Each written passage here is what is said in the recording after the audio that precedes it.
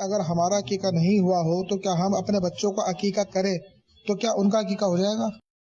عقیقہ یہ سنت مستحبہ ہے، اور اگر کسی والد کا عقیقہ نہ ہوا ہو تو اب اس کے ہاں جو بچے پیدا ہو رہے ہیں تو یہ بیسک تو والد پر شکرانے کے طور پر ہے کہ اپنے بچوں کا یہ عقیقہ ادا کرے، اور اس کی طاقت ہے، استطاعت موجود ہے تو بالکل اس پر عمل کرنا چاہیے، اس سنت پر بھی عمل کریں، انشاءاللہ اس کا ثواب بھی ملے گا۔ لیکن اگر والد کا عقیقہ نہ بھی ہوا ہو تو وہ اپنے بچوں کا عقیقہ کریں تو بالکل ان کا عقیقہ ادا ہو جائے گا، اور وہ ان کے والد کے لیے، یعنی ان کے بچے ہیں تو یہ خود والد ہیں تو ان کے لیے یہی ہے سنت کہ وہ اس پر عمل کریں۔ ہاں کوئی والد اگر یہ چاہتا ہے کہ میرا عقیقہ ہوا ہی نہیں ہے میں اپنا بھی کر لوں تو اپنے آپ کا بھی جی عقیقہ ہو سکتا ہے۔ اگر کوئی بڑی عمر والا بھی اپنا عقیقہ خود بھی کرنا چاہے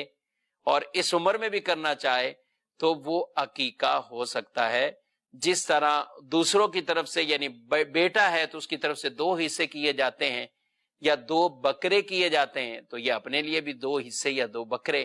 اس طور پر عقیقہ ادا کر لے۔ اور اگر کوئی ایک سے بھی عقیقہ ادا کرتا ہے، یعنی بیٹے کے لیے بھی ایک ہی جانور ذبح کرتا ہے،